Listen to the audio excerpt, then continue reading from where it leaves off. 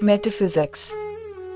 The Dignāga-Dharmakīrti school, contrary to certain globally anti-realist Buddhist schools like the Madhyamaka, recognizes that there are, indeed must be, some entities that are fully right as, however, a school that is thoroughly nominalist. What is real for them is only the particular svalakṣaṇa. By contrast, anything that is a universal sāmānyalakṣaṇa is unreal.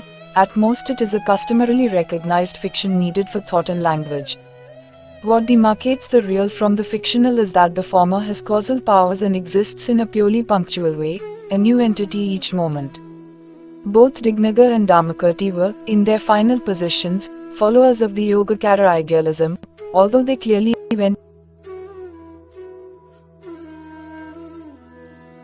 Idealism presented from a point of view in which external objects bāhyārtha are provisionally at least accepted as right. Idealism only enters the picture after verse of the third chapter of Pramāṇavārttika. He certainly does have sophisticated arguments to prove idealism, that is, the view for him that there are no external objects, that everything cognizable is internal antarjñeyavāda, only mere data, vijñaptimātra, and that subject grāhaka and object grāhya are not two distinct entities. Nonetheless, it is striking that the main thrust of Dharmakirti's metaphysics, his nominalism, his proofs of impermanence and his causal theories of properties is largely unaffected by the choice of external realism or idealism. Similarly for his epistemology, philosophy of language and logic, with a few adjustments here and there. Even on matters of solipsism and other minds, the choice of idealism makes little difference for Dharmakirti. In the Samtanantarasiddhi, for example, he goes to great length to show that the Yogācāra idealist can use the same arguments for other minds, i.e., the argument from analogy, as the Sautrantika realist, and just as the realist can avoid solipsism, so the idealist supposedly can too. For our purposes, essentially for simplicity and conciseness, we shall treat of Dharmakirti's philosophy as accepting external objects, with the proviso that most of the same ideas can be reinterpreted to conform to idealism. Nominalism. It, i.e., the universal does not come there from somewhere else, it was not there already, nor is it produced subsequently, nor does it have any parts. And even when in other places it does not leave the previous locus. Oh my! It's just one disaster after another. Pramāṇavārttika. No doubt the fundamental intuition in Buddhist nominalism, just as in other nominalisms, is that universals are cult pseudo-entities that should not be taken seriously by a responsible thinker concerned with ontology. As the above quotation from Pramāṇavārttika shows, Dharmakirti lists a series of anomalies. They don't come from anywhere, they are partless, aren't produced, are in several places at one time, aren't seen, wouldn't seem to have any discernible function, and so on. Such bogusness of pseudo-entities becomes a recurrent theme in Buddhist epistemology. A later Indian Buddhist writer, Pandit Asoka, inspired by Dharmakirti and Dignāga, ridiculed real universals as follows in his Sāmānyalakṣaṇa, Refutation of Universals. One can clearly see 5 fingers in one's own hand. One who commits himself to a 6th general entity fingerhood, side by side with the 5 fingers, might as well postulate horns on top of his head. The collection of intuitive anomalies and appeal to seriousness may very well be the most powerful strategies nominalists East and West have, even though their realist adversaries will predictably maintain that they are untouched because universals are not the kind of things that need to be in one place at one time, etc. However, there are other considerations for Dharmakirti besides the intuitive ones. There are metaphysical arguments and even an underlying political stance behind his nominalism section. The recurring Buddhist metaphysical argument against the reality of universals is that they would be subject to an intractable, one-many problem. The universal, which would be one thing, would have to be somehow present in and share the nature of several different particulars. The problem for Dharmakirti would then be that because the universal would share the multiple natures of the various particulars, it too would itself have to be many different things. The alternative whereby the universal would be a radically separate entity athantara from the particulars and remain unitary in nature is dismissed as irreconcilable with the obvious fact that we say that several things possess the same property. Buddhists, not surprisingly, have to consecrate considerable attention to the Nyaya idea that universals are indeed such radically separate entities, but linked to particulars via an inherent samavya relation. The counter-arguments in Pramāṇavārttika and Sambandhaparika become technical, turning in part on the unreality of relations, but again the intuitive Buddhist stance is clearly that inherence, like universals, is an occult entity, posited ad hoc and without any discernible effects in the world. Reality and momentariness. What figures again and again in Dharmakirti's philosophical arguments against universals and other pseudo-entities, and is a major innovation upon Dignāga, is the principle that what is real must actually affect things and bring about a change. More exactly, the criterion for something being real is that it must have causal powers, arthakriyasamartha, and perform causal roles, arthakriyakarītva. And crucially, particulars have such powers and perform such roles while universals and other pseudo-entities do not. Pramāṇavārttika 3, with Manorathanandan's additions in brackets, summarizes his idea. Whatever has causal powers arthakriyasamartha, that really exists paramartha sat in this context, i.e., when we examine reality. Anything else is declared to be just customarily existent samvyartisat because it is practically accepted through mere conceptual fictions. These two, i.e., the real and the customary, are respectively particulars and universals. Things, properties, powers, whatever they may be, if real and causally efficient, must occupy just one location in time, kala and space desir, and have only a singular nature svabhava, by which Dharmakirti means that nothing real can span, or be present in, several distinct objects over different times and places, and possess the many natures of the various particulars. This not only rules out horizontal universals, tiryaglakṣaṇa, like blueness, which would have to be present in several blue particulars at one time, but it also rules out vertical universals, urdhvatalakṣaṇa, or substances persisting throughout time, the numerically identical individual that would be present in each time slice of a thing. It is only series of qualitatively similar moments that constitute what we customarily take to be enduring objects, but there is actually nothing that remains numerically the same for more than one instant. Two arguments for momentariness. Dharmakirti has two arguments for the momentariness kshanikatva of all that exists, one quite obscure and unconvincing, which he inherited from previous writers like Vasubandhu, and the other more promising. The first argument, which nowadays is commonly known as the vinasitvanumana, or the inference of things perishing spontaneously, turns on the long-attested Buddhist idea that perishing must be of the intrinsic nature of any object. Perishing due to its intrinsic nature, something will always perish as soon as it exists. The point is that such moment-by-moment destruction is spontaneous akasmika and is the uncaused real nature of things, because it cannot be an effect of any cause. The effect of such a cause, i.e., the absence of the entity, would have to be a type of non-being abhava, and non-being is unreal. A key underlying principle of the vinasitvanumana is that negative facts, such as absences, are not part of the ultimate furniture of the world, but are just fictional conceptual constructions, as they are devoid of causal powers. Equally, a fiction lacking causal powers is not the effect of something else. While it is obviously impossible to deny that hammers smash pots, the absence abhava of the pot, i.e., the non-existent pot, is not an effect, just as other non-existent things abhava, like horns of rabbits, are not effects of anything either. Hammers and the like are thus not actually causes of the pot's absence but of it turning into potsherds. That idea is perhaps defensible, in that arguably the mere absence of something, a purely negative fact, might be less real and less efficacious than the presence of other things. Nonetheless, the rest of the argument looks to consist in a number of non-sequiturs going from that difference in efficacy and reality between absences and presences to the idea that perishing is somehow the real nature of things, that it must be intrinsic to them, and that therefore things must perish spontaneously moment after moment. Let's grant the Buddhist view that the perishing of X is the real property of changing into a new thing, and not just X becoming absent. If it is accepted that hammer blows do change pots into potsherds, then why couldn't someone skeptical about the Buddhist's arguments just take that as the model of how things perish when they do? It does not follow from that model of perishing that a pot could not endure for quite a while. There is, fortunately, a much better argument for intrinsic momentariness than the problematic Vinasatvanumana.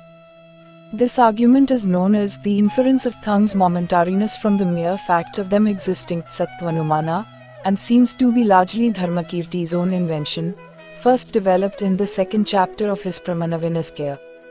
If anything exists and is a specific thing rather than another, it is because of its causal efficacy arthakriya, or powers to produce such and such effects. Thus, the Sattvanumana reasoning, concisely formulated, is that things are impermanent, i.e., are new things moment after moment, because they are always causally efficient in some way. Although not stated, it seems to be presupposed that real things are every moment causing some or another different effect. The differences between effects would be subtle ones that often escape our perception. The key step in the argument is that nothing causes new effects while itself remaining the same. Dharmakirti, in the opening passages of the Vadanyaya, argues that if something were permanent nitya, it would be causally inert as it would neither produce its effects all at once yagapadyena nor serially kramena. Of course, it is the second hypothesis that is the most attractive possibility for an espouser of permanently enduring things. He would hold that a permanent unchanging cause would produce a series of different effects, not because the cause changes in any way, but simply because of the presence of new and different surrounding circumstances. Suppose it said that a permanent thing has successive concomitant circumstances in dependence upon which it brings about a collection of effects serially. To this objection, Dharmakirti, and especially the later commentators like Antarjñeyavāda and Kamalasila, replied that if a would-be cause remained unchanged over time and if it was only the concomitant circumstances that changed, then it would have to be the new circumstances that were the actual cause of the new effects. After all, the permanent thing would be present unchanged both when the new effects are present and when they are absent. This failure of the co-presence and co-absence and vivitarika conditions for determining cause and effect would show, for Dharmakirti, that the ever-present thing is not the actual cause of the new developments, but that something else is. This is not unreasonable. If an epidemiologist, for example, found that certain factors had been constant for quite some time before the outbreak of an infectious disease and remained unchanged at the time of the outbreak, he would tend to discount them as being responsible for the epidemic. And if he found that some new powerful factors immediately preceded the outbreak, he most likely would pin the causality on them rather than on what had remained constant all along. The logic in these arguments against permanence can be generalized to various would-be entities, including notably the non-Buddhist idea of the permanent creator God Ishvara who remains the same throughout time while producing a series of effects. A causal theory of properties. We seem to have in Dharmakirti what would nowadays be termed a type of causal theory of properties. Particulars have causal properties, that is, powers sakti or fitness yogyata to produce such and such results, in that they will produce those results when the right, complete collections, samagri of circumstances and other properties are united. And what makes any property what it is consists in the contribution it makes to the potential causal behavior of what has it. The question then arises in what way particulars have properties or powers. It is important to emphasize that for Dharmakirti and many other Buddhists, particulars are not separate entities that own or have separately existing properties, powers. Much of the argument here in Buddhist epistemology and in other schools of Buddhism is essentially an appeal to perceptual evidence and common sense. Particulars are real and must be objects of perception. Nobody perceives a particular without its properties, and indeed nobody can see a difference between the bearer of the properties and the properties themselves. Hence any such distinction is unreal. These reasons are also fleshed out into a fundamental position, initially strongly advocated by Dignāga, that subject-predicate differences in language do not mirror a corresponding difference between substances and properties in reality. See section. Bare particulars that somehow have properties, or in which properties are instantiated, would thus be ruled out. Are the powers themselves particulars or universals? It can be argued that Dharmakirti and his fellow Buddhists are best understood as trope theorists. The powers, properties that make up particulars are themselves particular entities, differing according to each location in space and time. See section. Charles Goodman and others have made a persuasive case that properties dharma for Abhidharmika Buddhists are indeed tropes, i.e., properties that a particular, a blueness, a heat, or hardness specific to one place time and not common to Savera. The epistemologist's version of dharmas would be no exception in that respect of being particulars rather than universals. The causal theory, however, does make for significant differences from Abhidharmikas. Many important Abhidharmikas, i.e., those of the Sarvastivada school, regarded dharmas from a complex double perspective: a their intrinsic nature's swabhava, i.e., what they are, and b their present causal activity character along with their capabilities samarthya to lead to effects when the appropriate circumstances obtain. The intrinsic natures of dharmas are given in terms of categorical properties, being blue, being square, being hard, etc., and are treated like quiddities, what dharmas simply are in themselves. The activities and capabilities, on the other hand, are presented in causal terms, e.g., giving rise to perceptions of blue and square, producing subsequent similar things, etc. Not surprisingly, there are involved Abhidharma debates on the relationship between the intrinsic natures and causal activities capabilities, a rather typically evasive Sarvastivadin response, i.e., that of Sanghabhadra being that they are neither the same nor different. The most radical way out of this problem of the relationship between the intrinsic and the causal is to say, as do Nagarjuna and his Madhyamaka followers, that there cannot really be any intrinsic natures at all.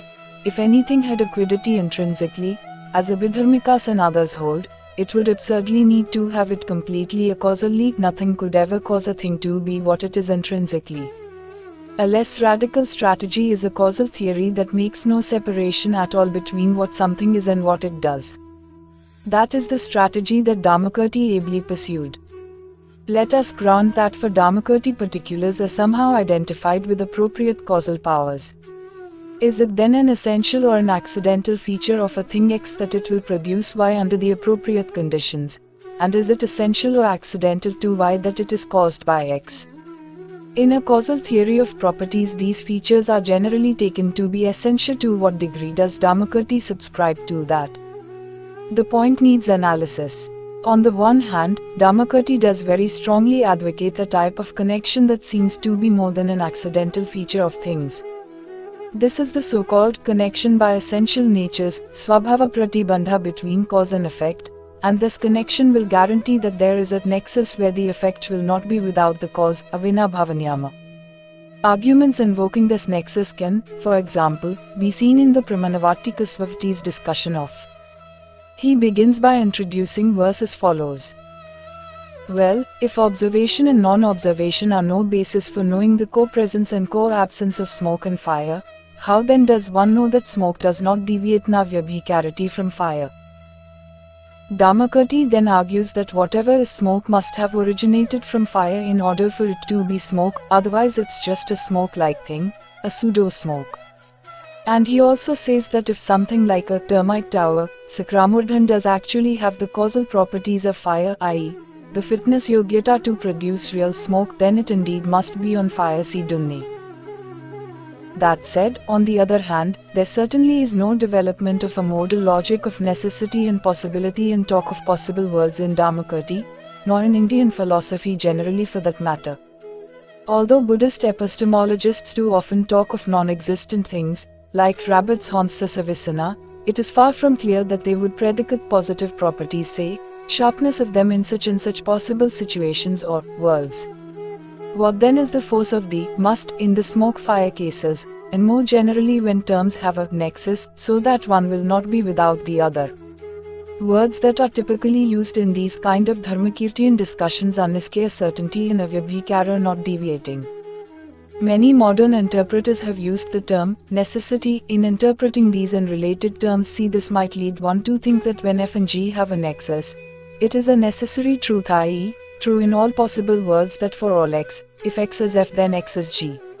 A more likely interpretation, however, is that Dharmakirti is dealing with the actual world and that these key terms are to be interpreted epistemically in terms of justification. Given such and such natural connections between F and G, we can be sure that for all X, If X is F, then X is G.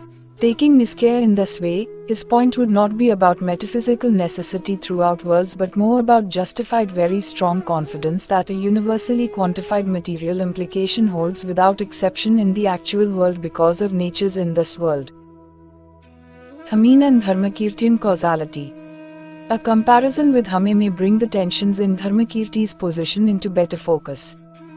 Hame had famously said in section of his inquiry concerning human understanding, we may define a cause to be an object followed by another, and where all the objects, similar to the first, are followed by objects similar to the second. Causal connections are said to consist in contingent regularities established by observation. What the above cited passage from the Pramāṇavārttika suggests, however, is that for Dharmakirti such mere regularities are somehow not enough and that something stronger is at stake. They are features in the causal relata themselves. Indeed, his causal theory of properties allows him to assert that fire, being what it is, must cause smoke under the right conditions, and smoke, being smoke, must be caused by fire. That said, there are also very important passages in Dharmakirti's works where he does speak of establishing causality because one observes an effect when there is a particular cause and does not observe it when that cause is absent. As in the case of Hame, this too is an observation of regularities and would seem to be fallible, subject to exceptions. It is the Indian method of observing successive co-presence anvaya and co-absence vyatireka and is a type of induction used throughout Indian philosophy to establish connections between two types of things. Dharmakirti relies on a multi-step procedure that is sometimes explained in terms of a threefold combination of observations upalabdhi and non-observations and upalabdhi and sometimes in terms of five. Thus we have the so-called triple or five-fold examination Trikapanchaka center of causality that is developed by later Buddhist writers, such as Dharmottara, Jananasrimitra and Mokshakaragupta. Other provisos are also added in an attempt to rule out certain bogus circumstances that would vitiate the procedure CEG, LASIK. The details and problems cannot be taken up here. This method of Anvaya and Vyatireka has been profitably compared with J.S. Mill's method of agreement and difference to establish causation. So how are these passages in Dharmakirti and the commentarial literature to be taken? How do his two positions hang together? One interpretation might be to say that Dharmakirti, somewhat naively, thought he could arrive at a thoroughly infallible inductive procedure by ever more adroit qualifications of the observations and non-observations. Gillen is an attempt to show that Dharmakirti's philosophy, in attempting to come up with such a watertight procedure, ran up against a problem of induction that wouldn't go away. A more charitable exegesis is to say that his philosophy recognizes that the way we find out through a posteriori methods whether or not X and Y are causally related is a quite different matter from what causality is. The latter, as we had remarked, involves causal properties of things that make them what they are. Thus we might have to discover empirically that fire will burn fuel under such and such conditions, but nonetheless that property is not one that it could do without and still be fire. The more sophisticated interpretation of Dharmakirti would then be that causality between things is a more than contingent connection due to the constitutive properties of things in this world, but nonetheless one that is established a posteriori. To take a modern analogy in a Kripken vein, while water must be HO and whales must be mammals, we discover those facts, which in some sense could not be otherwise, fallibly through empirical methods. Epistemology and philosophy of language. Here is the basic epistemological stance that Dharmakirti inherited from Dignāga's Pramanasamukaya. Just as there are only two kinds of objects of knowledge, real particulars and fictional universals, there are only two types of knowledge, or more exactly, sources of knowledge, pramana, viz. Perception, pratyaksha, and inference, anumana. Perception is always purely non-conceptual and non-linguistic, whereas inference is conceptual, linguistic thinking that proceeds on the basis of good reasons.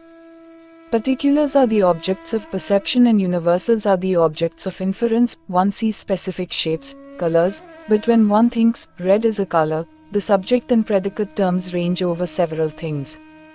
Perception has the special status of giving direct access to the real, whereas conceptual thought is, in an important way, distorted blunter because it superimposes universals that aren't actually there in the particulars themselves. For Dignāga and his successors, the split between perception and conceptual thought was part and parcel of a type of foundationalism. Perception is directly causally bound to particulars and fixed jñāta by them. Its internal representation ākāra of the object is causally determined by, and corresponds to, the particular itself.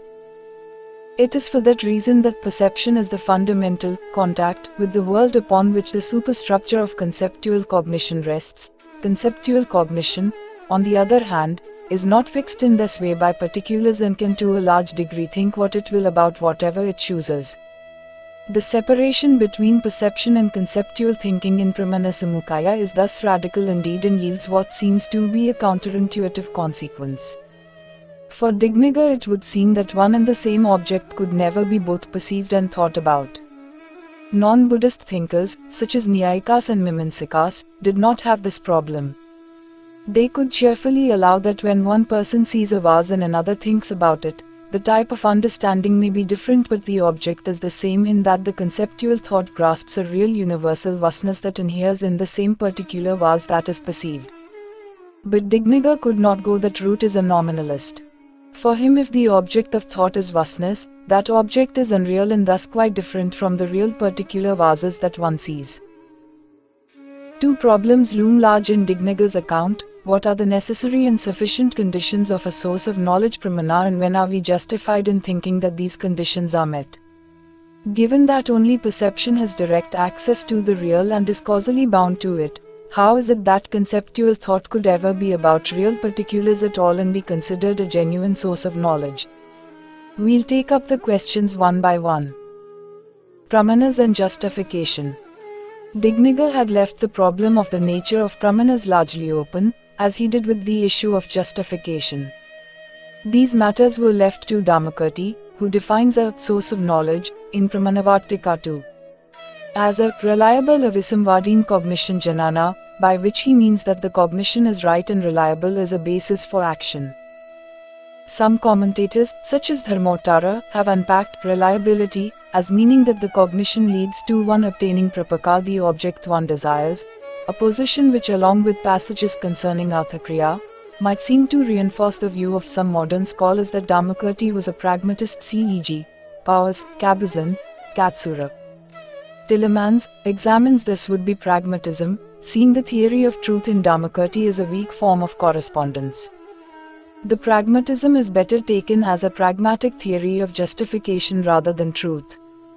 We can justifiably affirm that a cognition is correct if we can confirm causal efficacy, arthakriyasthiti, by which it is meant that we come to understand that the object does in fact have the causal powers we expected.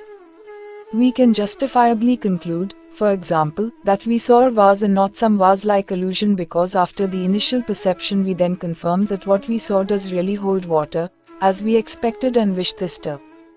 Note that while most sense perceptions are to be confirmed by subsequent perceptions or inferences, there is no infinite regress here. Some perceptions, e.g., those of very familiar objects or of the capacity of such objects to produce effects, need no subsequent confirmation. Logical inference too needs no ulterior confirmation. These are said to be intrinsically sources of knowledge, svatapramanya, and are prima facie reliable in that they will be trusted as knowledge unless it is shown that some cause of error is present. It is important to emphasize, against a simplistic pragmatic interpretation of Dharmakirti's position, that a reliable cognition is not one that just happens to be right and works to enable one to obtain what one seeks. It must also be a cognition that came about via a reliable route, i.e., an appropriate causal pathway or a set of good reasons.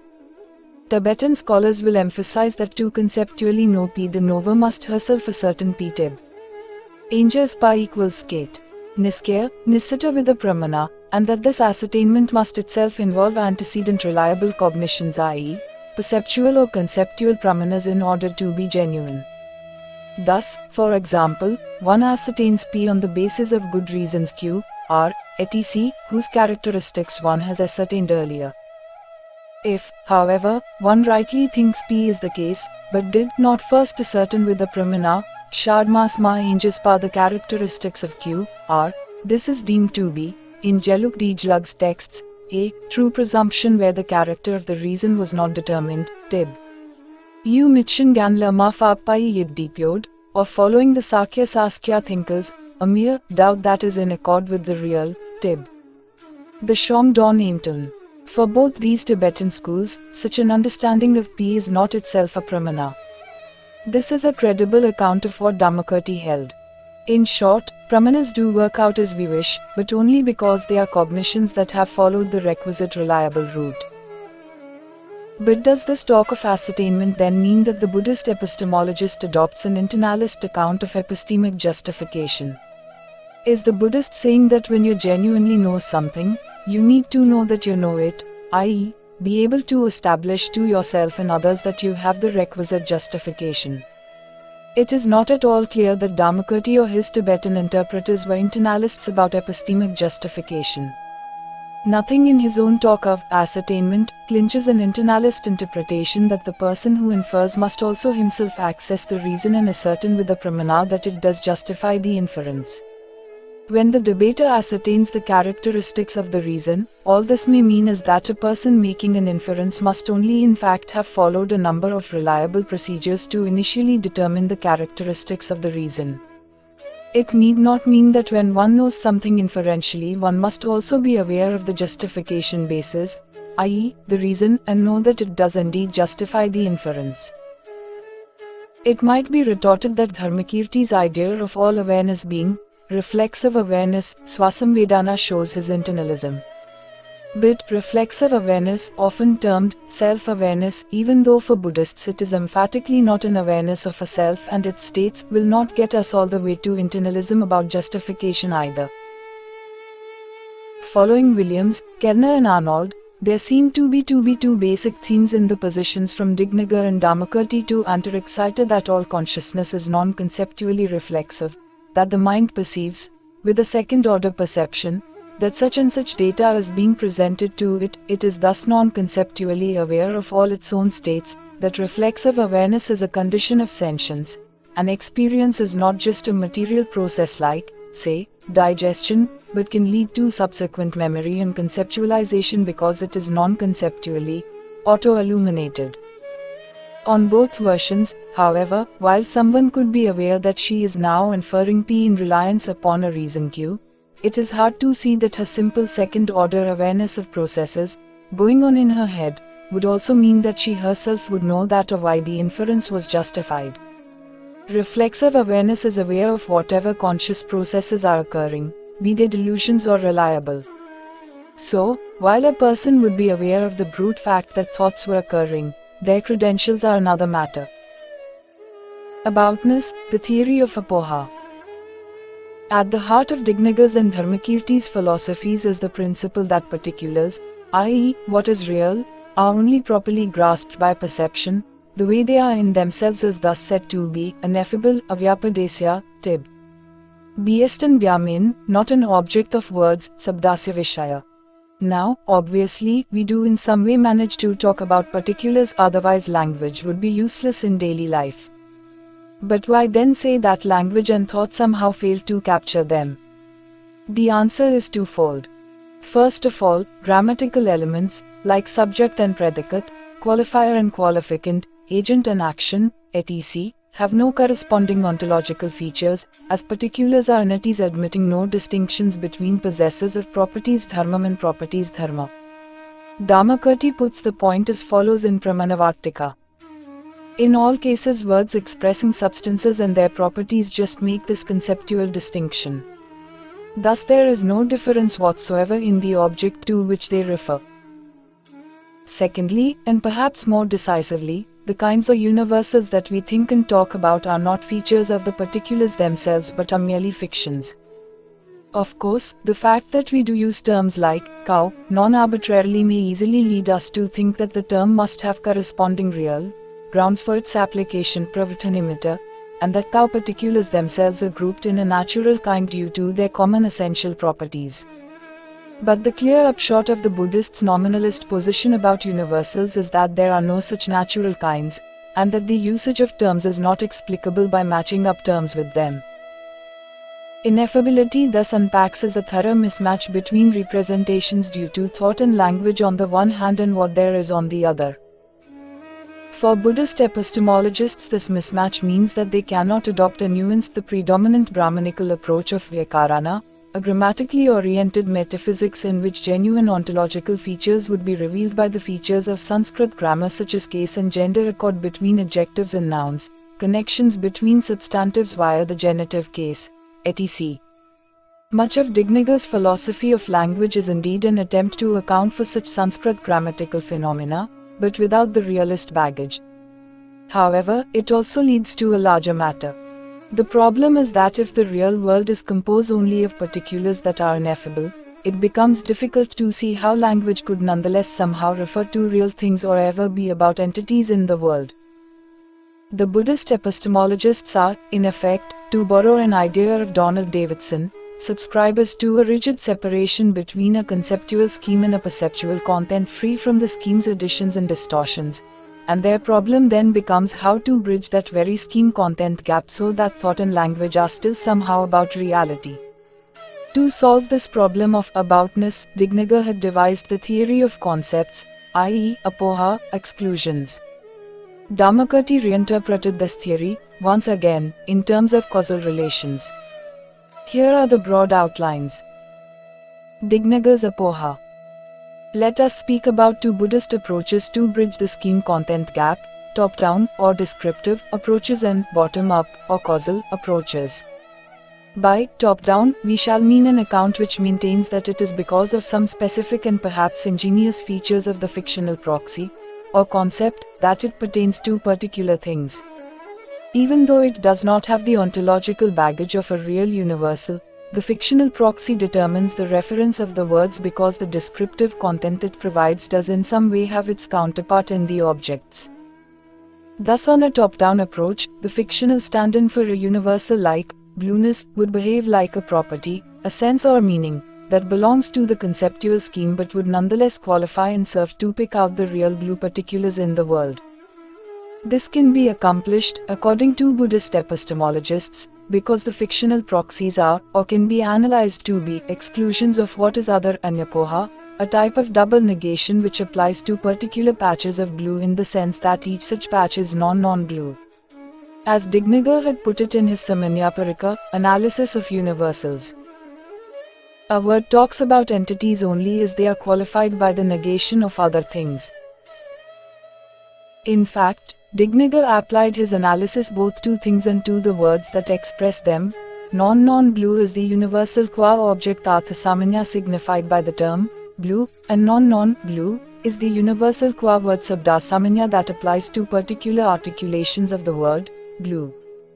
For Dignāga, the signifier vasyavachaka relation holds between these two quasi-universals. Why are they quasi and not full-fledged universals?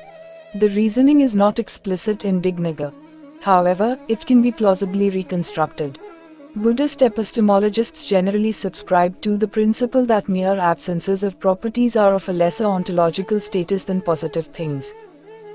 They would stress that negative facts, like X not being blue, heavy, etc., are constituted by our mere interests, i.e., we seek a blue thing at such and such a location and come away empty-handed, and are less real than the fact that X causes perceptions of blue, a fact which is what it is objectively and independently of interests. It seems that it is this general Buddhist intuition of the unreality of absences upon which Dignāga relied. As the exclusion of what is other is itself only a negative property, absence of something rather than a presence, we are spared commitment to there being real universals in addition to real particulars. Dignāga's approach in the 5th chapter of Pramāṇavārttika is indeed top-down in that he relies upon the descriptive content of the apoha to pick out the appropriate particulars. And top-down is also how the exclusion theory, apohavada, is presented in the works of non-Buddhist opponents of Dignāga, as well as in modern works treating of the subject. Bimal K. Martilal interpreted the theory in this fashion. C. Martilal, as did Hans Hertzberger. Hertzberger developed an ingenious logical strategy, using some possibilities offered by Emil Post's theory of twofold propositions, to come up with what he termed a resourceful nominalism, one that would explain how predicates applied non-arbitrarily to individual things, that would account for our naive semantic intuitions, and nonetheless avoid ontological commitment to universals. Every proposition would be analyzable as an ordered pair of content and commitment. Atheist double negation would affirm content but deny ontological commitment. In what seems to be at least partially a top-down approach, Marx Idealism has taken the relevant double negation as involving two different types of negation, choice and exclusion, so that it is the combination of the two that picks out a class of individuals, all the while staying nominalistically unengaged to universal siderates. Finally, perhaps the most striking modern use of double negation as a way of specifying word types and types of phonemes is to be found in the Cause de linguistique générale of Ferdinand de Saussure. Although this 3rd century Swiss structuralist was obviously unaware of 3rd century parallels in Indian philosophy and was not motivated primarily by nominalist ontological worries. It remains far from clear, however, how genuine nominalist mileage is to be gained on a top-down approach, ingenious as it may be.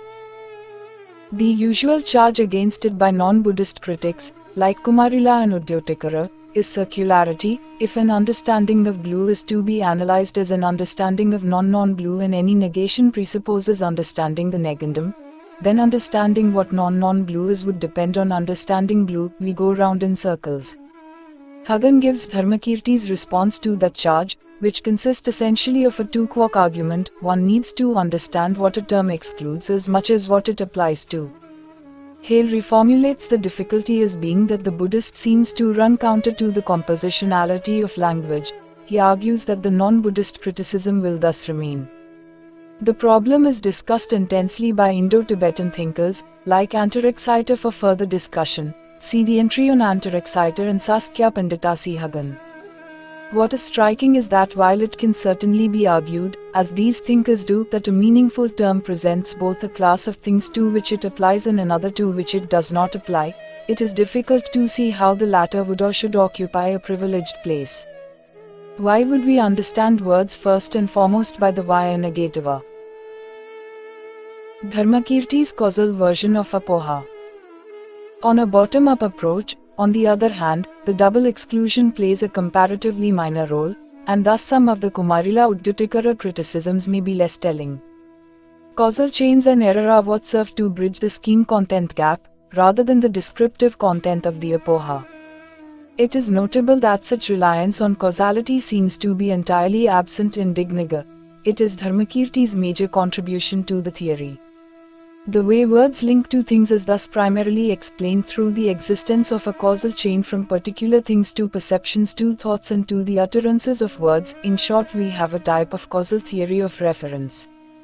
While modern-day causal theories of reference such as that of Saul Kripke are typically used to explain how proper names can refer without descriptive content, the theory can be extended in various ways to kind terms. Such is the move of Hilary Putnam, who emphasized that descriptive content, or at its simplest just what is in one's head, is not enough to distinguish between seemingly similar kinds. Dharmakirti's causal theory too is not restricted to the reference of proper names, but also seeks to explain causally reference to kinds of things.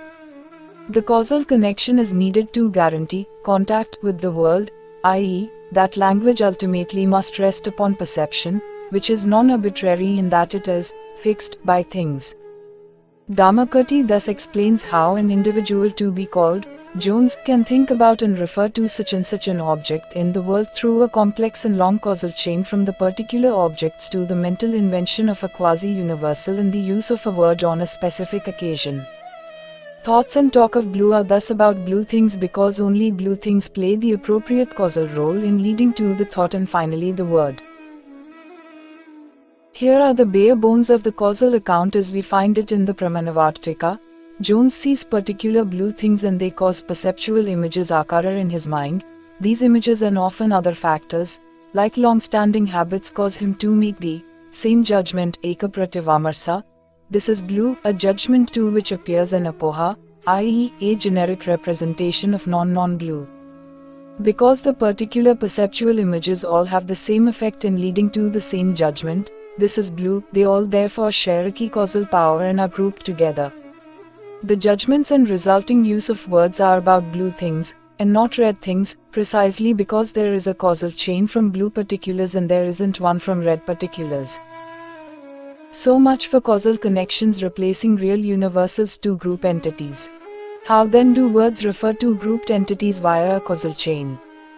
And how does the causal chain get passed on over time in a community of speakers? It looks like we have something much like the twofold process of reference fixing and reference borrowing that figure in causal theories of reference. The initial reference fixing is done at the time of establishing the linguistic convention, synthetically by dubbing a sample case with the words, "This is blue." This dubbing is a purely causal event not dependent on any descriptive content. It is an arbitrary choice, or speech intention vivaksha, of the dubber to designate a blue sample with the term, blue, rather than another. Other things will then also be grouped together under blue by the combination of perception and judgment described above. This initial reference fixing is then preserved in a commonly respected convention that transmits the original intention and dubbing from speaker to speaker. Subsequently, at the time of using language conventions, vyavaharikale other speakers will rely on their previous habits, or imprints vasana, and the earlier reference fixing that is now a well-established convention in the community. Although speakers could in principle use the word blue to refer to, say, the color of chocolate, practical considerations generally mean that they won't. If someone wishes to tap into the causal chain transmitted from the initial dubbing, she will use blue for blue things exclusively. Dharmakirti's version of the apoha theory is developed in long sections in several chapters of Pramāṇavārttika. No doubt, many questions need a fuller treatment. Here are two of the main ones. Given that this is a causal rather than descriptive account of aboutness, what role remains for the apoha, i.e., the double negations upon which Dignāga had placed so much emphasis? Wouldn't having the same powers to produce such and such a judgment depend on having some common universals, or even itself be a common universal, and thus force us to reinstate realism? Dharmakirti and his commentators constantly account for the mental content of thought in terms of generic representations that are exclusions of what is other and apoha, this from the time of establishing the linguistic convention, samketakala, to the time when one uses the convention, vyavaharikala. But if aboutness is indeed assured causally, what is the theoretical interest of anyapoha? Either Dharmakirti's theory of reference is not purely causal, but is a hybrid theory involving both causal and descriptive elements, or anyapoha is not there in Dharmakirti's theory to assure aboutness preference but is his response to another type of concern. Although there certainly are modern hybrid theories of reference combining the causal and the descriptive, it is not clear how or if Dharmakirti proposes to do that. What seems more likely following Pramāṇavārttika svavti ad and adsi dunne, and is that anyapoha is there in the theory essentially to answer metaphysical worries.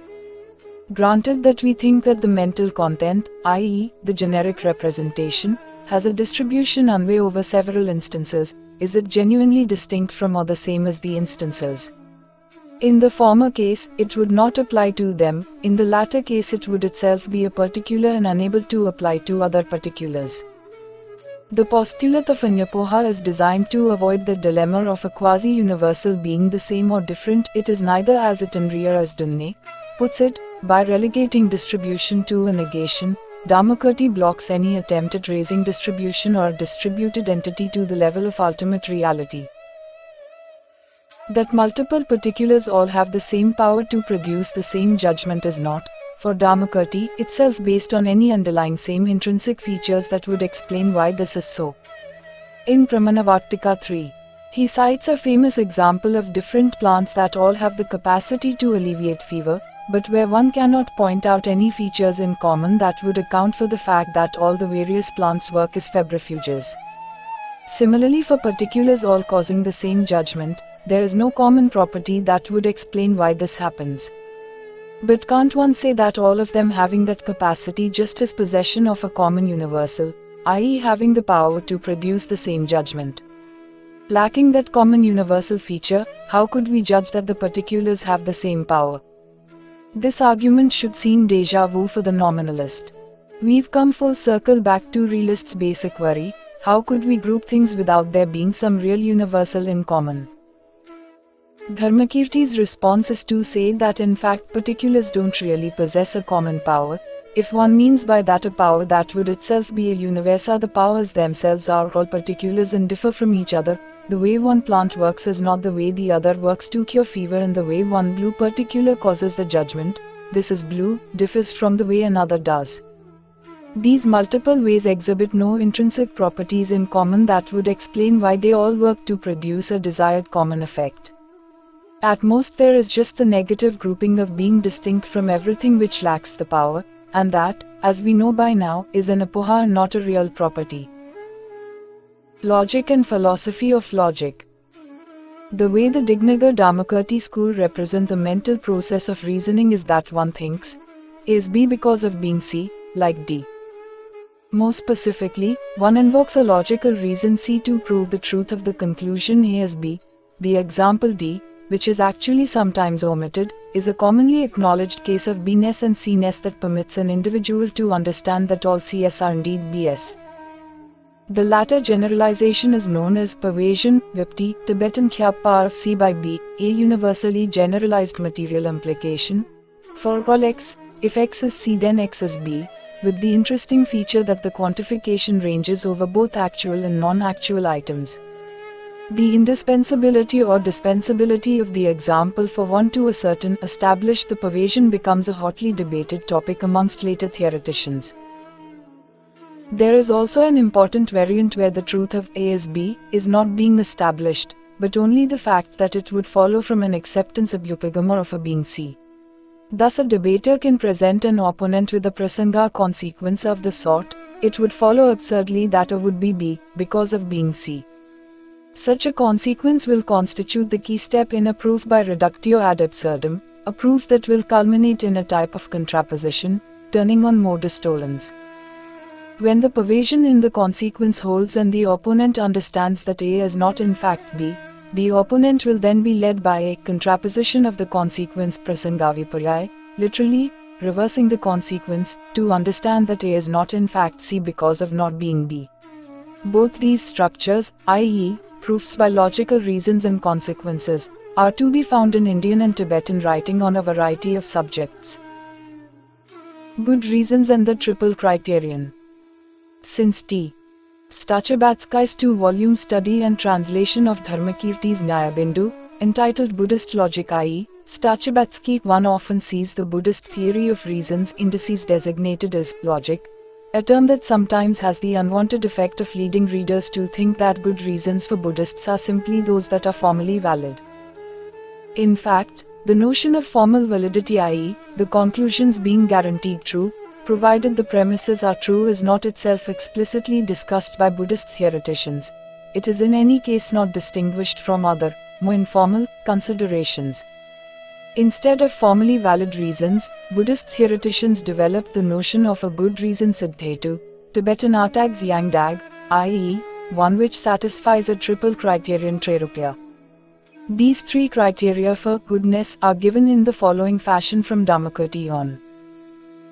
Paksadharmatva, the logical reasons being the property of the subject A is ascertained nisita as having the property C.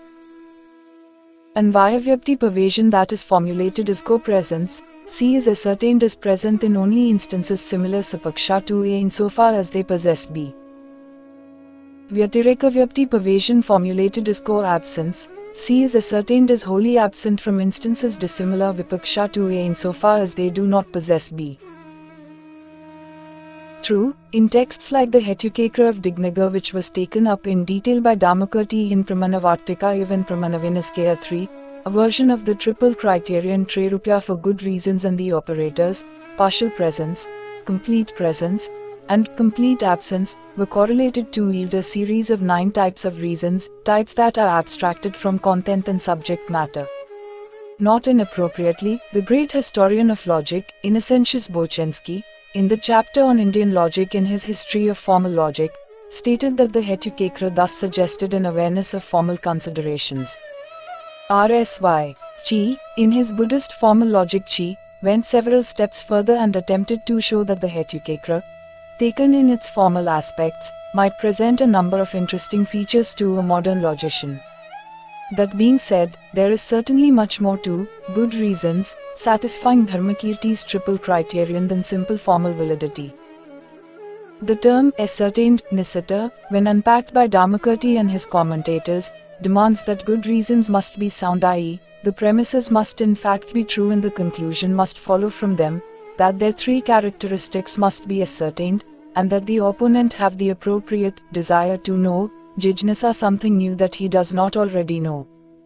This latter demand leads to a host of other requirements. In order to be convinced of something new, the opponent must have the requisite doubt, understand the terms and accept the subject of debate. In short, good reasons involve formal considerations, what follows from what. Factual considerations, what is so, what is true. Epistemic considerations, what needs to be known in order for people to genuinely know something else. When is doubt possible?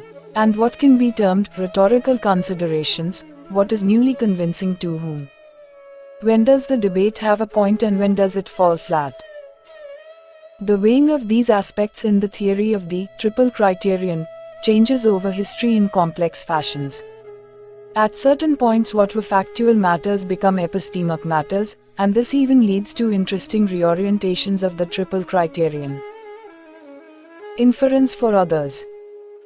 Later theoretical elaborations by Dignāga-Dharmakīrti et al. About how to present publicly, i.e., verbally, a good reason sadhetu to an adversary in a debate prescribe the use of complex verbal forms known as prayoga formal reasonings.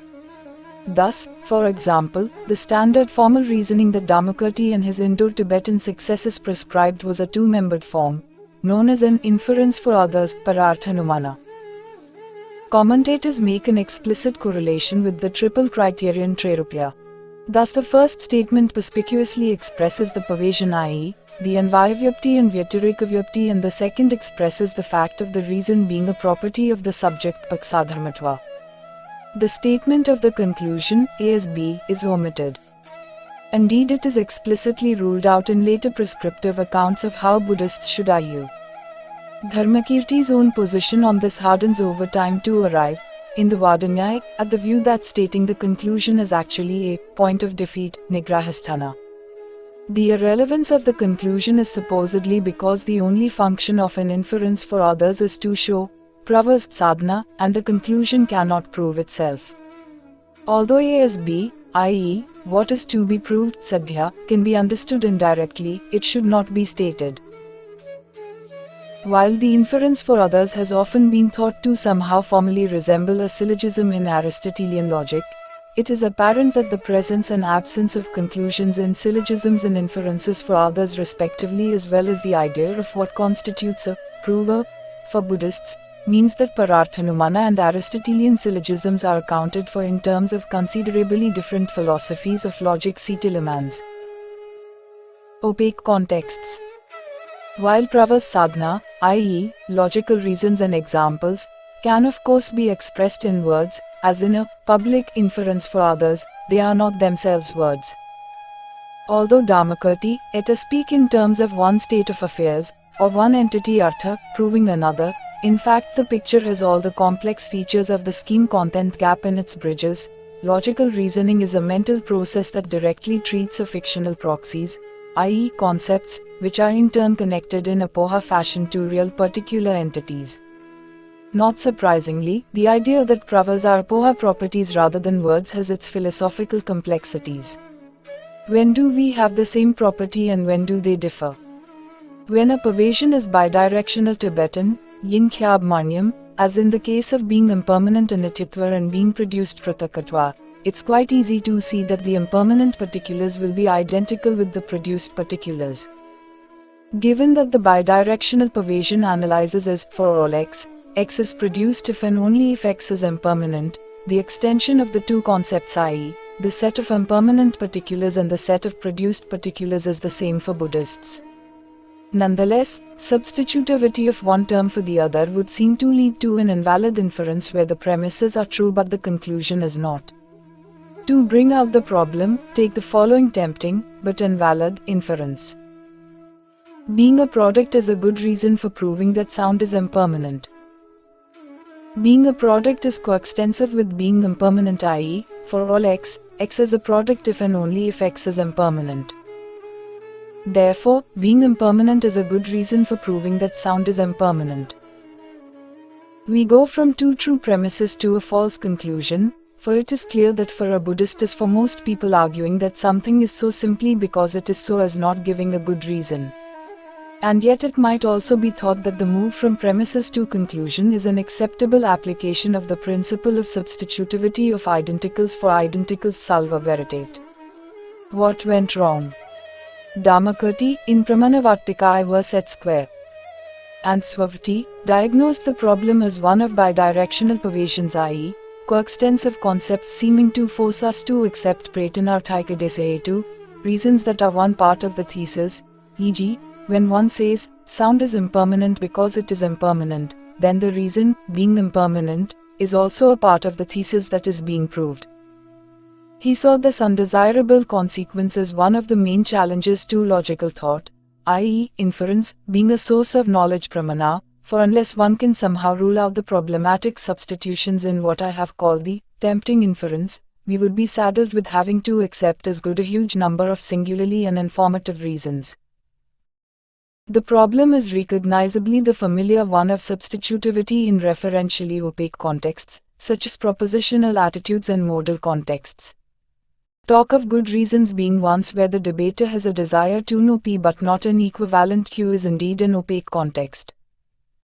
To analyze what goes wrong in the tempting inference, Dharmakirti, in effect, made a recognizable move by distinguishing between types of identities, being impermanent, and being produced, are extensionally identical, but somehow not intentionally so, what he terms being the same concept, i.e., exclusion apoha, vyavritti. And in the opaque context, substitution should only be made between conceptually identical terms. In fact, though, it could be said that the usual idea of an intentional identity, one that is understood to hold between properties f and g when the biconditional for all x, x is f if and only if x is g is true in all possible worlds, will not get us very far out of the woods, as being impermanent and being produced are arguably identical in that way, and it would thus seem that if that is what conceptual identity is about for a Buddhist epistemologist, it should be possible to make the substitution in the opaque contexts under discussion. Dharmakirti's idea of concepts f and g being identical thus demands a much stronger criterion than the necessary truth of the biconditional for all x, x is f if x is g. In his Swavati adverse and in considerable detail in the Tibetan Geluk Dijlugs, collected topics based as Gra literature and commentaries on Pramāṇavārttika, we find the makings of an idea of conceptual identity difference, Tibetan Eldogpa Jisig Thadat, such that to each meaningful subject or predicate term in a language there is a different concept synonyms. For example, will express different concepts. Interestingly enough, although this individuation of exclusions concepts might seem to lead to an undesirable proliferation of strange ultra-intentional entities, at least certain epistemologists, e.g., Antarjñeyavāda, Kamalasila, and very clearly the 12th-13th century Tibetan Saskya Pandita in the first chapter of his Shadmarig's Jita, emphasized that concepts were just fictions, factions par for different states of mind, and even that concepts were not to be reified as any kind of object vishaya. Tibetan Yalit, the states of mind could be individuated and problematically, and so derivatively we could somehow perhaps individuate the concepts too without committing ourselves to a plethora of occult objects, one for each word. It remains to be seen, however, whether shifting the burden to states of mind gets us out of the woods or still leaves us with subsistent entities that should make ontologically scrupulous nominalists cringe in horror. Religion and ethics. Finally, what of the Buddhist religion? While Dharmakirti has sometimes been depicted as a dry practitioner of an essentially secular philosophy, this seems hardly defensible. Technical, logical and epistemological discussions on sources of knowledge were not just pursued for their own sake.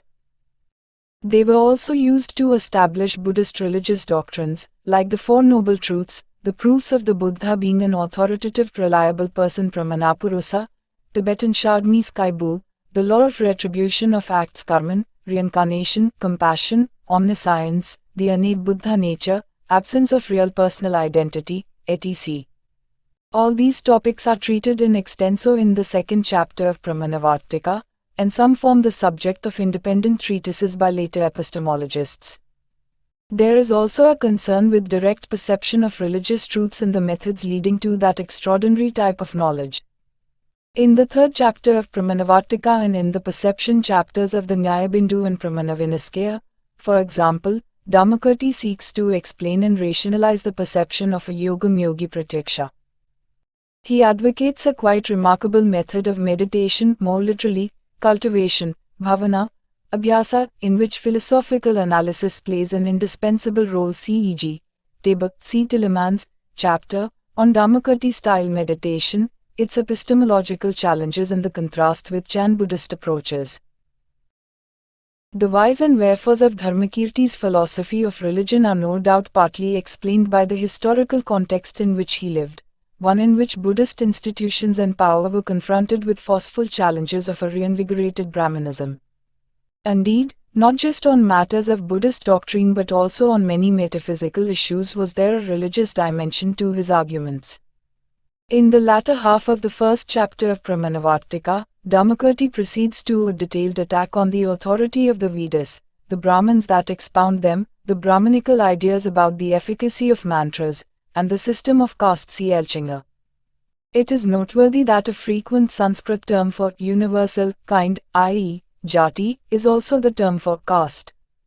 As Svalakṣaṇa shows, the discussions on the unreality of universals and the unreality of caste were related for Dharmakirti, and were explicitly taken to be related by commentators like Akyabuddhi and Karnaka.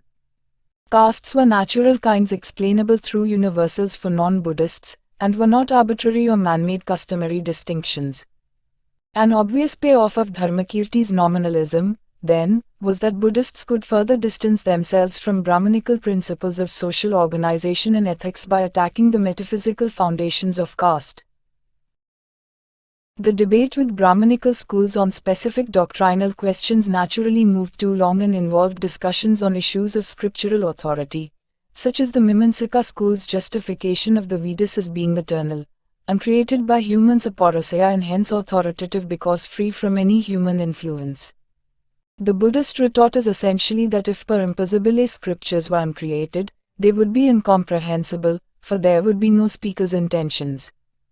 On the role of scripture, Dharmakirti actually had a nuanced position. In Pramāṇavārttika he maintains that scripture shouldn't be used on factual or rationally decidable matters. Perception and logical reasoning trump the scriptures of one's own school. One is not to be faulted for rejecting one's school's scriptures when reason dictates it.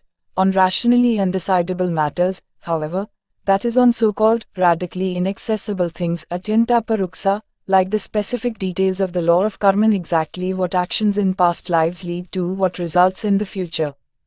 Scriptural accounts need to be relied upon because of the absence of any other means agatya.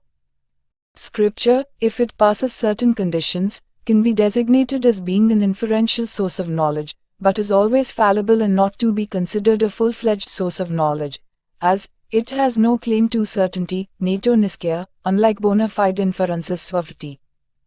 The 8th century commentator Akyabuddhi summarizes things interestingly in his commentary to, Scripture is simply needed by indeed, indispensable to those who wish to set out upon the spiritual path pravritikama, but it is not grounded in any objective facts. Vastutis Tillemans, ch. This is a surprisingly fallibilist and pragmatic position for a deeply religious thinker. Taken further, it would have major consequences for Buddhist ethics. The use of appeals to, radically inaccessible, facts to justify ethical positions was recognized by Dharmakirti to be flawed in public debate. Indeed, he seems to have been quite aware that invoking such purely scriptural positions would fall flat outside the context of convinced Buddhists. The lesson could have been that Buddhists should genuinely privilege rational considerations debatable by all, rather than heavily weighing proofs that were for the faithful. Unfortunately, however, over history the later Indo-Tibetan Buddhist scholastic apologists transformed the Dharmakirtian view on scripture, indeed all of his religious philosophy, into an increasingly rigid edifice. Dharmakirti became the defender of the Buddhist faith, the Lord of Reasoning, Tib. Regs Pi di Bang Fyog. It is regrettable that much of the thought of this highly inquisitive and subtle philosopher often became, in later Indian and Tibetan Buddhism, a series of unquestioned formulae to secure Buddhist fundamentalism. Editions and translations of the Pramāṇavārttika. An ongoing bibliography of editions and translations of Dharmakirti's 7 works and those of other major Buddhist authors on epistemology and logic is presented on the site Epistemology and Argumentation in South Asia and Tibet. Here are what we consider to be principal editions and translations of Dharmakirti's main work, the Pramāṇavārttika.